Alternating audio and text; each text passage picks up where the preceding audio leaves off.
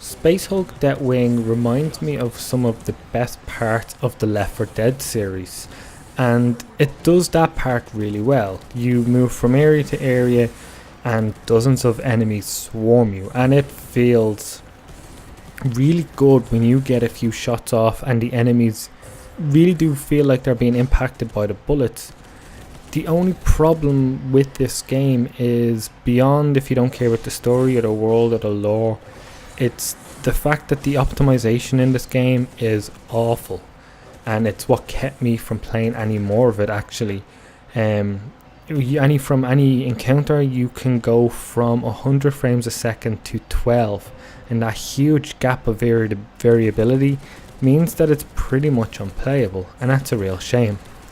Because even if you don't care about the world of Warhammer 40,000, or even if you just have a slight interest, the gameplay and the structure actually feels really good. You can team up with a few friends and you can just forget about the story and just enjoy the mayhem that will ensue in front of you, and it does get hectic.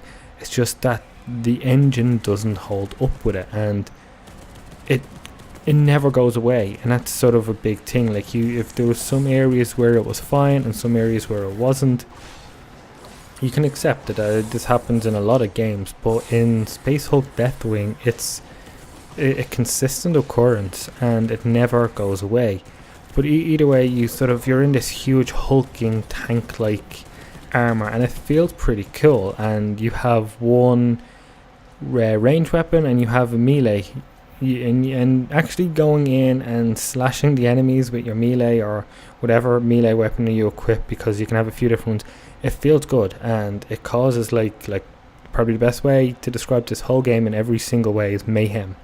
And you feel that mayhem, and it can be great. And sometimes you can kind of start to get into it, and then the frame rate just drops and it stays there for the rest of the battle, and then it'll pick itself back up. And the hard part about it is the game actually sometimes looks pretty good. It's got some good art design, it's got some nice areas, but not to the point where it should be doing what it's doing in terms of dropping frames. And that seems to be a problem with a lot of setups. It's not just mine. I have an R9 390X and an FX 8350, and even though the processor's pretty old now and it's due for an upgrade, which you will get soon, the game just seems to do that on pretty much every system. And that's kind of the heartbreaking part about this, is that I could recommend this game even if you weren't fans of the series. Like, I haven't even talked about the story or where it fits in the universe, just simply because it doesn't matter to me anyway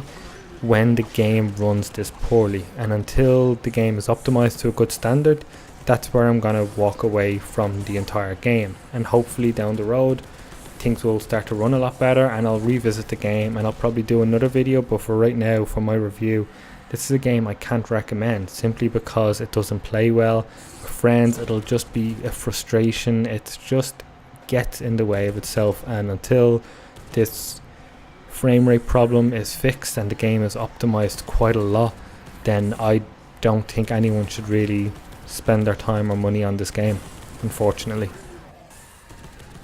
First off, thanks for getting to the end of the video, but second, I want to be honest, I hate these outro things. They're annoying, where people plead to watch a video or like or subscribe, but actually if you do subscribe it does really help, and it's nice to have an outro video where it's a little bit different than just having it go blank. So yeah, maybe, I don't know, no, yeah, don't worry about it.